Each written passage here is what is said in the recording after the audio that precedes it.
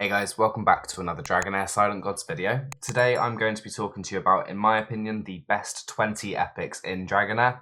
There are so many different options when it comes to building out teams, and I just want to focus in on some of the, in my opinion, the kind of staple epics that you can use in almost every team to kind of bridge that gap between being able to really push your account to the next level. So, as I say, these are all based on my opinion. Others' opinions may vary. So yeah, I'm just going to run through each element one by one and call out some of the heroes that I think are standouts and definitely worth investing in, especially if you don't have some of the kind of more powerful legendary options.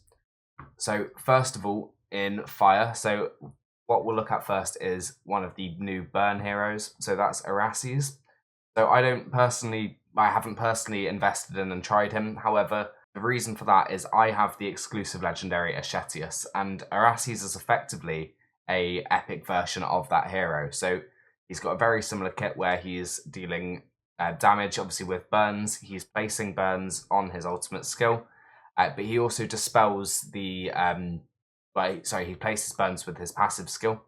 He also dispels all of the burns and deals damage based on the amount of burns that are out on the current enemies, which is very similar to Ashetius' ultimate skill. But in general, Arases is capable of dealing huge damage as long as you've got somebody who can really enable him by bringing in the burns. So there are two great rares who can enable burn heroes very well by placing a lot of burns on the enemies, and bringing him in as your kind of primary damage dealer will give you some really good results. I imagine it's going to be very strong in the continental bosses when they go live this season, because the fire team's going to be facing against which boss is it? It's the Necrosis boss, the Azilus, the summoner. So having wild heroes to kind of take out those summons quickly, it's going to be really effective, and Arases will be capable of doing that very easily. So next up, we're going to have a look at a wild hero, and as much as wild isn't as dominant this season, it does still have a place as long as you've got the support around it, especially in the early stages, kind of pushing up to Vortex level 4. If wild's your best option, then this hero is almost certainly going to be in your team. That's Tolonen. Tolonen was a huge impact last season, especially for myself. I used Tolonen in so many different areas, and that's because she's capable of dealing incredibly strong single target damage. So her passive skill gives her an extra 20% crit rate, meaning you only need to build 80%, and every successful wild check by allies grants 5% crit damage to herself, and that stacks up to 20 times. So on her battle skill, she just deals damage to the target 3 times. The number of the buff difference between you and the target will increase the damage you're dealing, and the ultimate skill gives 20% attack up for 10 seconds and then deals damage 5 times. So there are actually 2 uses for Tolonen. If you're using a wild team, and say for example you've got Flora, you can use Tolonen as the multi-hitter and the Witch's Remains placer. So with the 5 hit, it's quite a high chance of placing this skill. But outside of that, if you don't have a Flora, then Tolonen is probably going to be one of your best damage dealing options. So you're going to want to build Tolonen with 80% crit rate, a good amount of attack and crit damage, and just annihilate anything you're fighting. So next up, I'm going to move to one of the very limited options for tanks and kind of secondary supports in the fire element. So that's Isolde. So Isolde has really risen in value this season due to the fact that Fire and Necrosis are now paired together, and the options for tanks are quite slim. So in terms of epics, Isolde is an amazing option. With her passive skill, she reduces the damage allies take with when under shields by 15%. And obviously on her ultimate skill, she does provide shields to allies. So this is a very strong way of obviously helping keep your team alive a little bit further. It scales on her max HP. You want to ramp up her HP as much as you can. And she does also place attack penalty for 10 seconds. On her battle skill as well, she deals damage to the current target and grants defense up 1 to allies within range for 5 seconds. So if you're using Isolde in Temporal Vortex, this can kind of help to mitigate the defense penalty that's being put on you by the boss if you don't have a cleanser. So that is a really common way to use Isolde to mitigate that, and also to be your attack penalty hero and help you keep your team alive with some shields. So The next hero actually pairs very well with the Solde because of his passive skill, and that is Adolphus. So I'm a big fan of Adolphus. I use him in so many different areas, and especially last season, I used him basically everywhere. So with his passive skill, if the target already has a shield, when he grants them a shield, he will additionally heal them equal to 75% of the shield granted. So with a Solde placing shields, Adolphus is going to come in and massively heal them and then place even bigger shields to help keep your team alive. So the two of them work very well together, and it's great because you don't actually have much option for this element. So these two are probably the go-to for epic options, that's for sure. On Adolphus's battle skill, he grants a 10% of his target's max HP and 2.8 thousand enlightenment shield to an ally for 10 seconds and increase their ultimate energy by 15%. This can be really good to kind of bridge the gap between your ultimate skills. So if your tank's taking a lot of damage between your ultimate skills, this could help keep them alive. So yeah, on the ultimate skill, deals fire damage to enemies within range and grants a 15% target's max HP and 3.150 or 3,150% enlightenment shield to all allies. The size of this shield is absolutely insane. If you're using the artifact that I can't think what it's called off the top of my head, but it grants it increases the shields that you're putting out. You can really put out some massive shields with Adolphus, and yeah, he's definitely worth investing in. As I say, I used him all of last season, and I'm very frequently using him this season too. So if we move over to Ice, so there are a few that I want to call out in the Ice element. First one is almost very similar to Arasi as being the kind of budget Adolphus. Gerthin is the budget Beldel. So the kit is almost identical. So on her passive skill, if she has ice crystals after casting her battle skill, she consumes 1 stacks and casts the skill again. Upon obtaining ice crystals, she grants crit damage up for 5 seconds. So that increases her crit damage by 30%. On her battle skill, she strikes an enemy twice, each dealing 290% attack cold damage, and she then gains crit rate bonus for 5 seconds, gaining 1 stack of ice crystal immediately if the skill kills an enemy. So with Ice Blast heroes, this is kind of they are all about their battle skills. So she's going to be spamming this skill very frequently, especially if you've got somebody enabling her, of course, which we'll talk about in the next hero. But on her ultimate skill, she jumps towards an enemy, dealing huge damage and gaining 1 stack of ice crystal. So she will get some ice crystals herself, but really you do want somebody to enable her to deal huge damage. She is so strong. Many people use her in their Vortex teams, even on stage 4 now that that's unlocked, as their main damage dealer. So the next one, as I mentioned, having an enabler for Ice Blast, and the best epic option there is Bledin. And Bledin is incredibly strong. I used him myself until I got Shinna, the legendary, who kind of is just the next level up. She does a lot more ice crystals for your team. But if we have a look at Bledin's kit, so if the hero has ice crystals after casting a battle skill, he casts it again, consuming 1 stack of ice crystal. And when the hero's skill triggers a critical hit, there's a 20% chance of granting 1 stack of ice crystal to 1 Ice Blast ally. So as long as you've got your Bledin with a good amount of crit rate, he will be constantly pumping ice crystals to your best damage dealer. So in this case, for example, your Gerthin. So he's going to help to really push your damage and enable your other damage dealer to do a huge amount of damage. He is capable of dealing a good amount of damage himself, but how I preferred to use him when I was using him was taking advantage of this passive, but also giving him Witch's Remains as the artifact, because on his ultimate skill he does hit 3 times, so that's 3 chances to place the defense penalty. He also grants attack up for 10 seconds and 2 stacks of ice crystal to himself and the ice crystal ally with the highest attack. So he, like I say, he is all about enabling. He does give a good amount of ice crystals. You're kind of able to maintain around 4 to 5 quite very frequently with this hero. And finally, on his battle skill, the one he's going to be repeating constantly is he strikes the enemy twice, each dealing cold damage with an additional 20% of triggering a critical hit. So he's going to be only needing 80% crit rate because of this 20% buff. This is the ability he's going to be spamming repeatedly, and obviously feeding into his passive skill where he's going to be granting ice crystals to your allies. So next up is a hero that everybody knows about, and that's Varesh.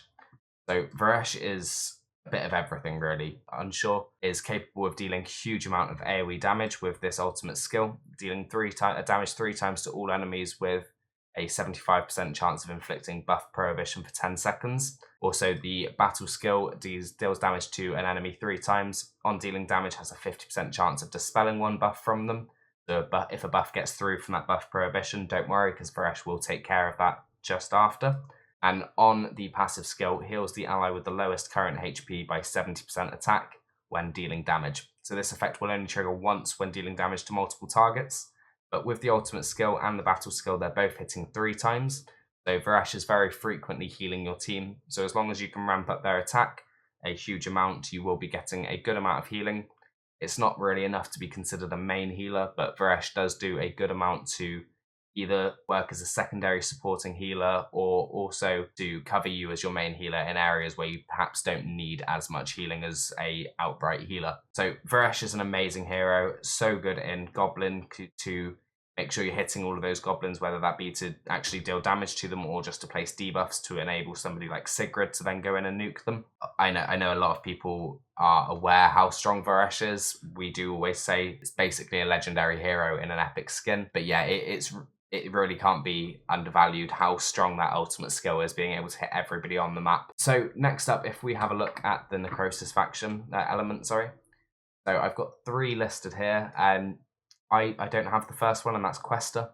So Questa was a staple in a lot of the Continental bosses and Chaos Shadow bosses last season for Necrosis, especially if you don't have some of the top tier legendaries for summoners. So Questa is capable of dealing some very good, strong single target damage, as you've probably learned by facing her in waves in places such as the Fey Meander and Pillar of Trials.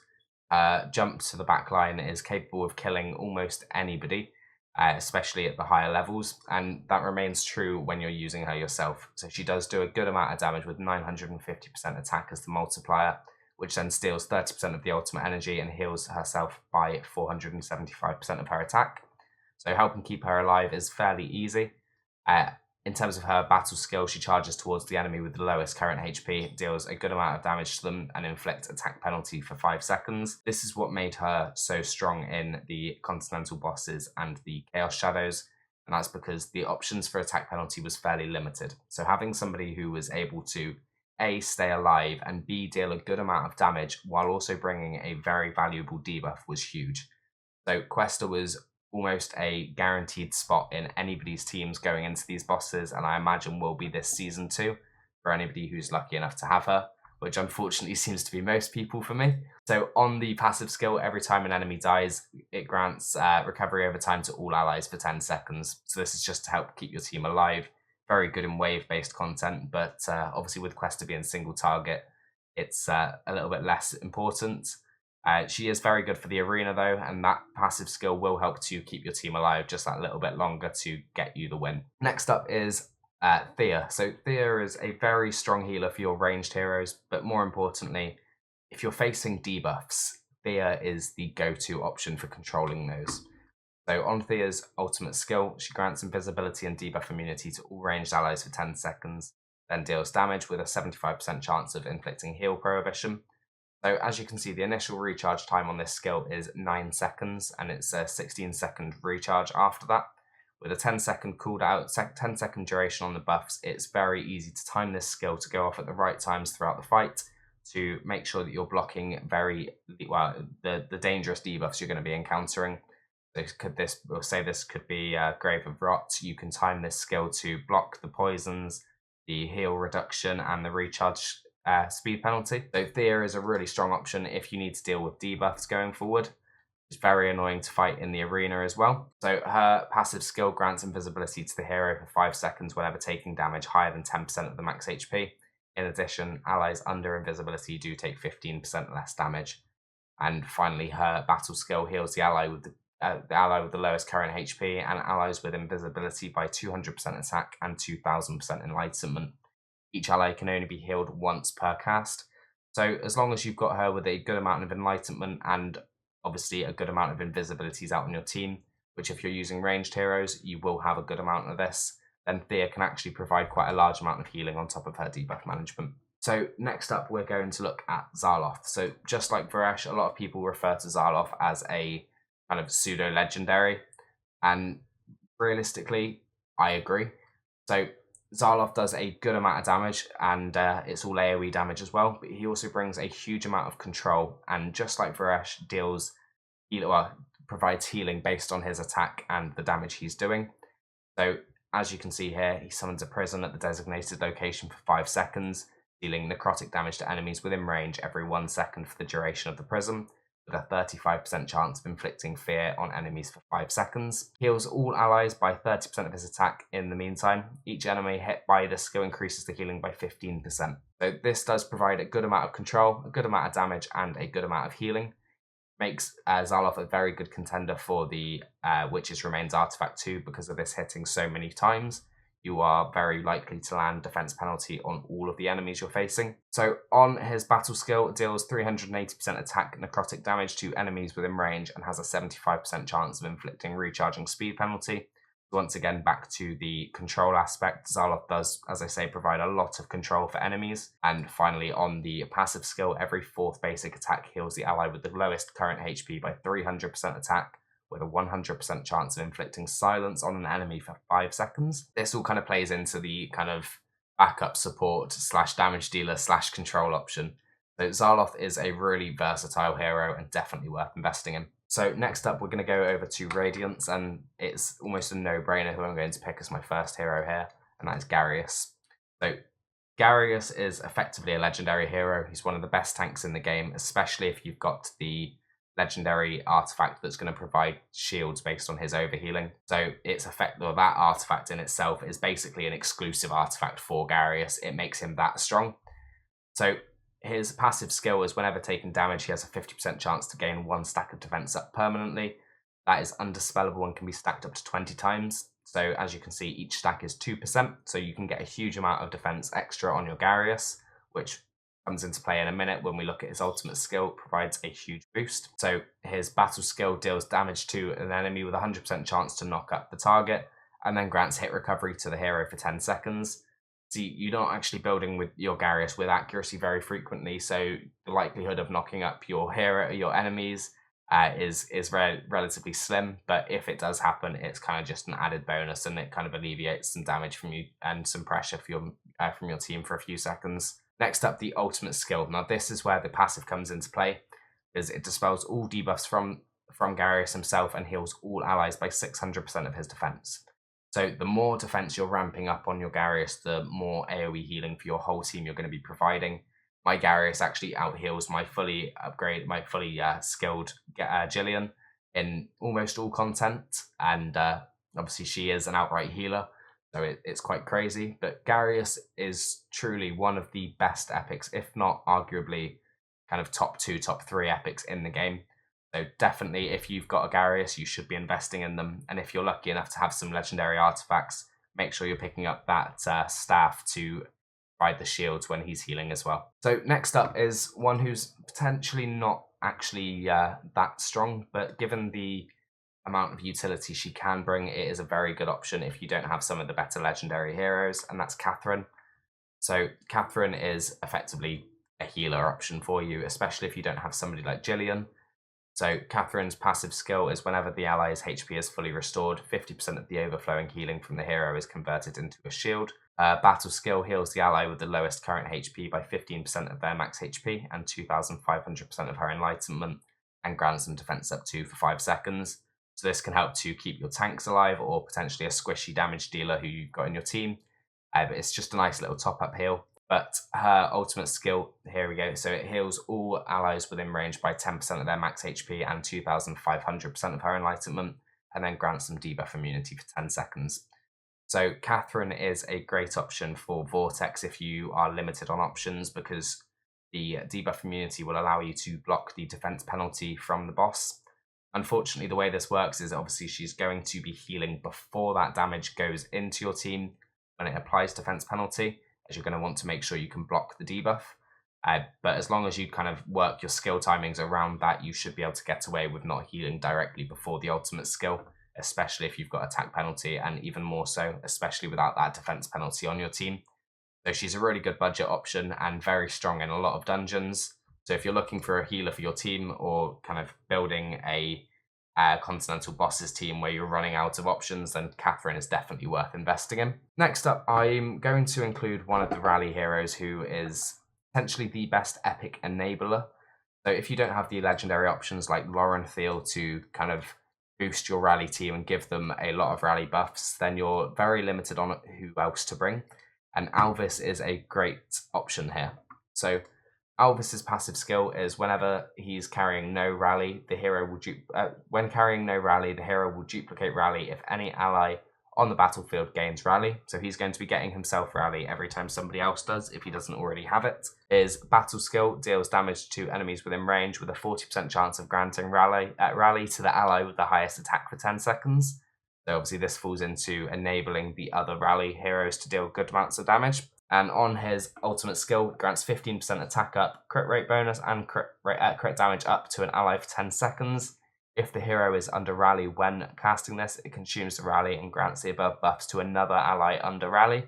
So him having rally doesn't actually affect his damage, just allows him to boost another hero when using his ultimate skill. So Alvis is a great option to enhance the rest of your team's damage. As much as he won't do a large amount himself, you will see a noticeable difference in your damage dealers if you don't have some of those legendary options. So now moving on to Lightning, and we're back to another hero that I don't have, and that is Shaltar, the Dauntless Epic. So Shaltar is all about derivative damage.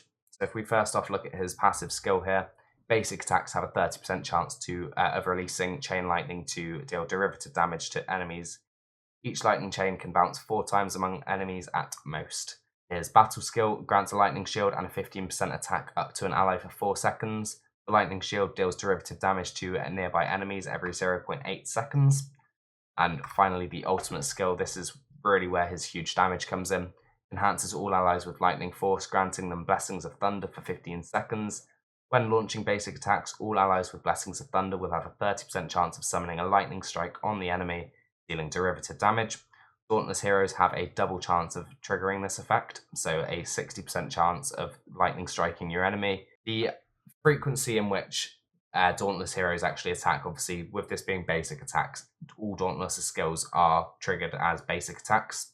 So with you having a very fast team hitting very frequently, you're going to be triggering this very often. So you want to make sure you're bringing lots of fast multi-hitters with Shaltar, and his damage will go through the roof as long as you've got a good amount of attack and a good amount of enlightenment. That's all you need to worry about. So next up in the lightning element, I'm going to look at Eola. A lot of people obviously know her as Lola. So Lola, or Eola, is a great control option, but also very good at kind of being a backup damage dealer. She does do a good amount of damage, but she's also a great debuffer for your Witch's Remains and her attack penalty on her ultimate skill. Aside from that, obviously her kit does revolve all around control. So the ultimate skill hits the area 3 times, dealing damage to all enemies within range, with a 50% chance of inflicting silence for 5 seconds. Battle skill fires 2 lightning orbs at the enemy, each dealing damage with a chance of inflicting silence for 5 seconds.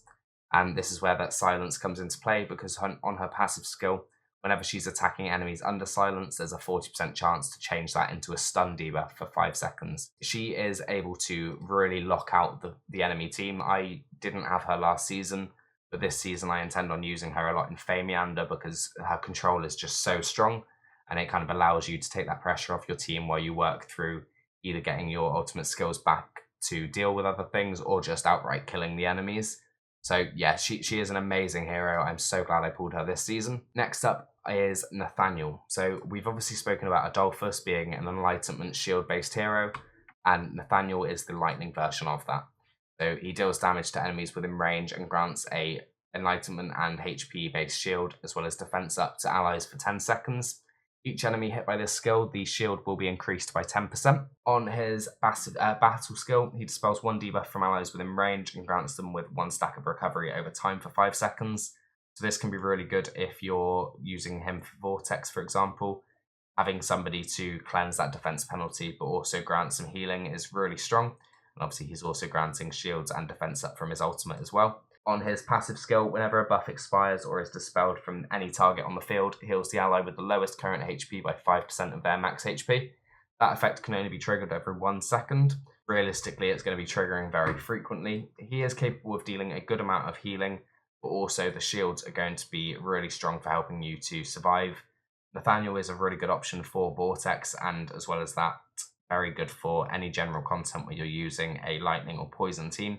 I personally use mine in Pillar of Trials at the moment, but I'm sure as the game goes on, I'll find myself using Nathaniel in more and more places. So the last element I want to look at today is poison. So I'm sure we all know the first pick here, and that is Furabath. So Furabath is, in my opinion, the kind of go-to tank in the game. He does so much, but also provides so much as a tank, but also provides a huge amount of healing that in many situations you're able to use him as your soul healer, just like Garius. But unlike Garius, he does also bring attack penalty. So first of all, Furabath's passive skill. So whenever dealing damage to enemies under debuffs, he has a 30% chance of healing the ally with the lowest current HP and dispelling one debuff from them. More debuffs on the target, the higher the healing amount, and that can only be triggered every 1 second. On his battle skill, this is where his healing comes from. So he generates a healing nexus around the hero for 6 seconds, healing all allies within range by 50% of his defense every 1 second. So that's going to be triggering 6 times every battle skill, and it does provide a huge amount of healing. You just need to make sure that your team are stacked around him within the range to be hit by this healing. On his ultimate skill, he deals damage to enemies within range and has a 75% chance of inflicting attack penalty 2 for 10 seconds. So this is so important for loads of different areas. You want to make sure attack penalty's up to deal with the enemies you're facing, just to make sure they're not dealing so much damage that you can't survive. But Furabath is an amazing option. As I say, if you need to use his healing, you need to make sure you're stacking your team around him to get full use of that. But in areas like Vortex, it's so easy to do. And as well as that, you can kind of work around it in most areas of the game. So yeah, Furabath is just an amazing choice and definitely worth investing in. Next up, we're going to look at Vikuk. So Vikuk is, in my opinion, one of the best cleansers in the game. So on his passive skill first, whenever he's taking inflicted with a debuff, he's 100% chance of inflicting an accuracy penalty on the cast of 5 seconds. This can help to reduce the amount of debuffs your team's taking. On his battle skill, he inflicts attack penalty 2 for 5 seconds in an AoE radius. This can be really good, especially if paired with Furabath, because it's just going to help to maintain that uptime just a little bit more. Obviously, Furabath on his own only deals a 10-second debuff on a 20-second cooldown. So having somebody to break that down and reduce the distance between those Furabath ultimates is going to help you to stay alive even longer. But on his ultimate skill, he dispels 2 debuffs from each ally and then heals them by 15% of their max HP.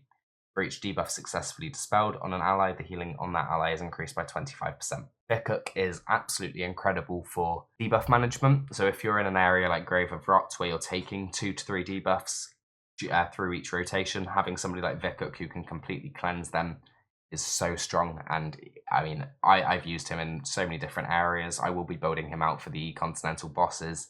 He will likely end up in my Grave of Rot team as well.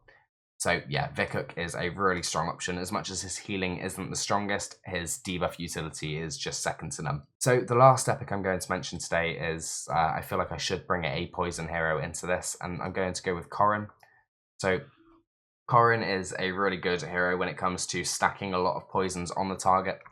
So if we first off look at his battle skill, his passive skill, whenever an enemy is inflicted with poison and die, their poison spreads to nearby enemies and deals 80% attack and 480% enlightenment poison damage to them.